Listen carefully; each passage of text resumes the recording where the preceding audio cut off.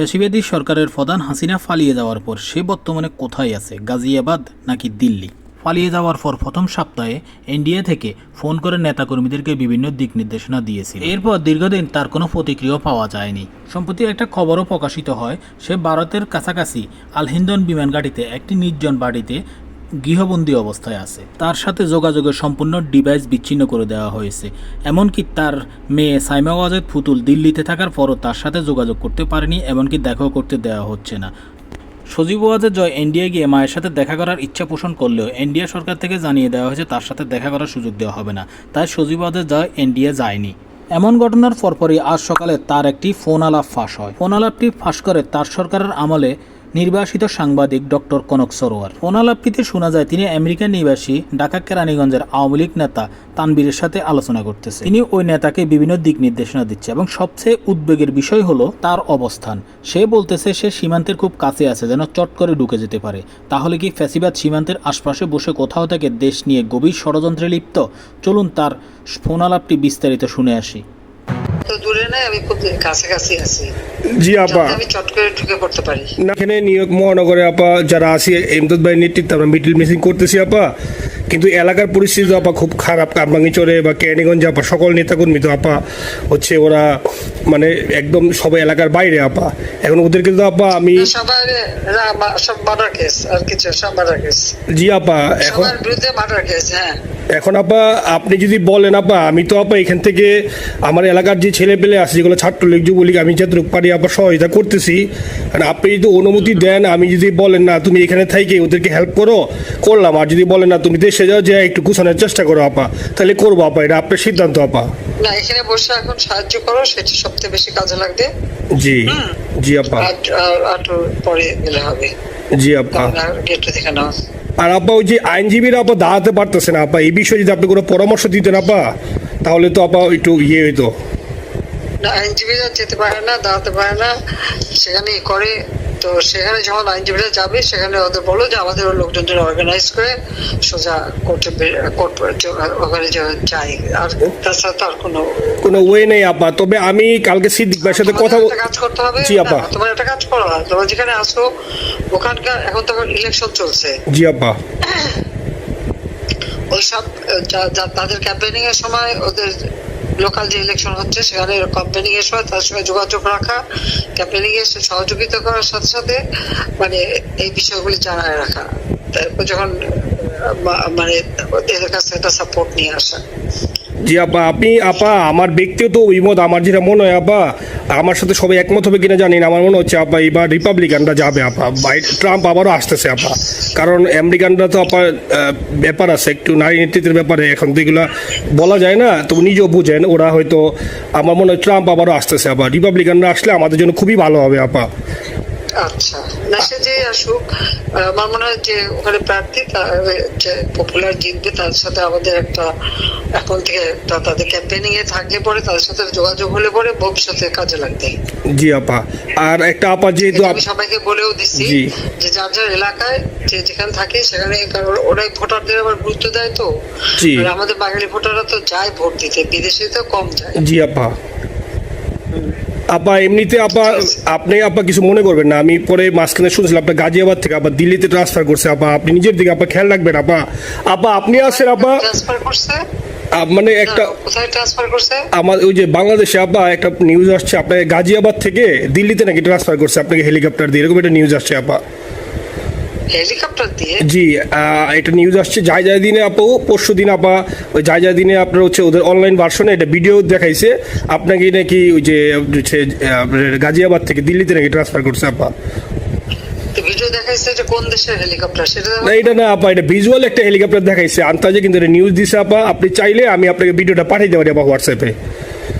পাঠাইও তো, দেখবো না কি গাছগুলি কথা বলে এরা।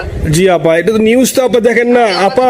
খুব কাছে আছে আপা, আপা কষ্ট লাগে আপা। আপা আপনি যে মিডিয়াদেরকে আপা যে দিয়ে আসছেন আপা, এই মিডিয়াগুলো আপা আমাদের কাজ করে না আপা, কেউ সত্য বলে না আপা। আমরা কই যাবো আপা? আপনি আসেন আপা, আল্লাহ আপনার বাসায় রাখুক আপা। আপনি যেহেতু আসেন আপা, আমরা আসি আপা, আমরা আসি আপা আপনার জন্য আপা।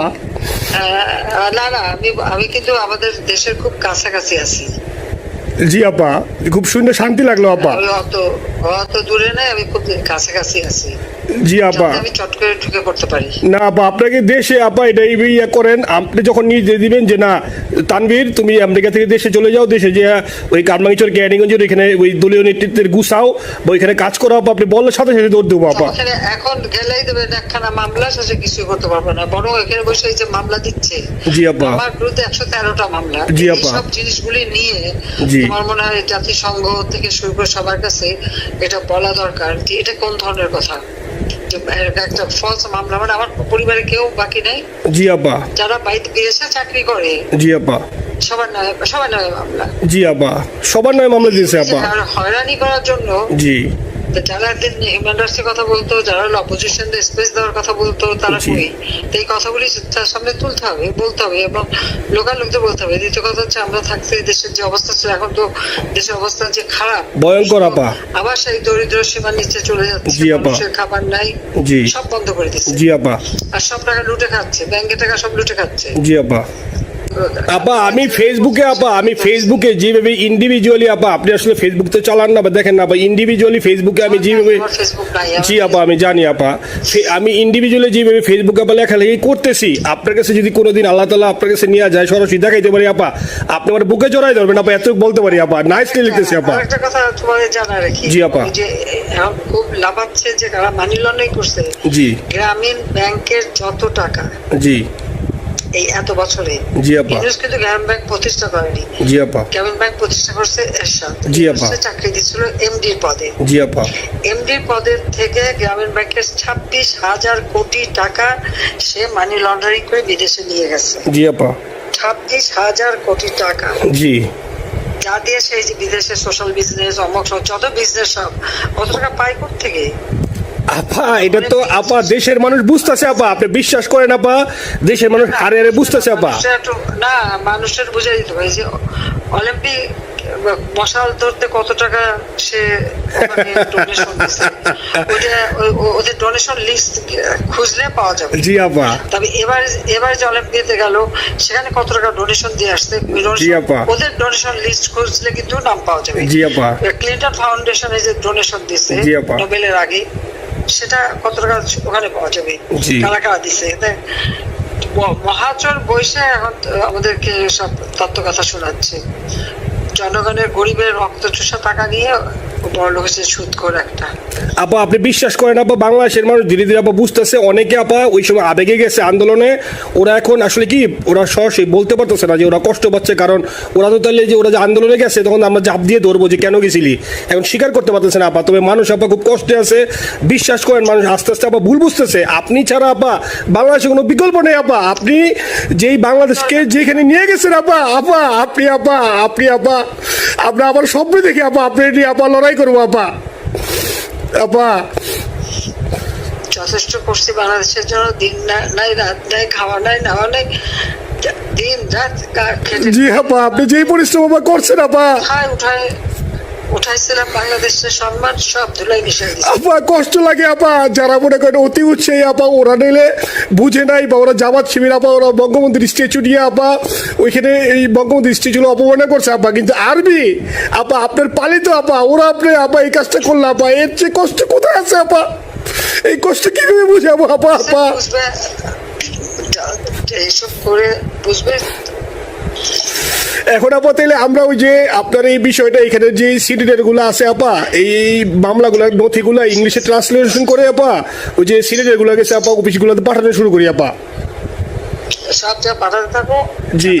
যেহেতু কি জি, আর সিদ্দিক ভাইকে আপনি বলে দিয়ে আপা, যাতে সিদ্দিক ভাই তো আসলে উনি তো বয়স হিসাবে ওইভাবে মুভ করতে পারে না, তবে উনি যথেষ্ট অ্যাক্টিভ আছে আপা। সিদ্দিক ভাই আর হচ্ছে আমাদের এমদাদ ভাই আপা, এই দুইজন আপা, মানে দুইজনকে যদি মানে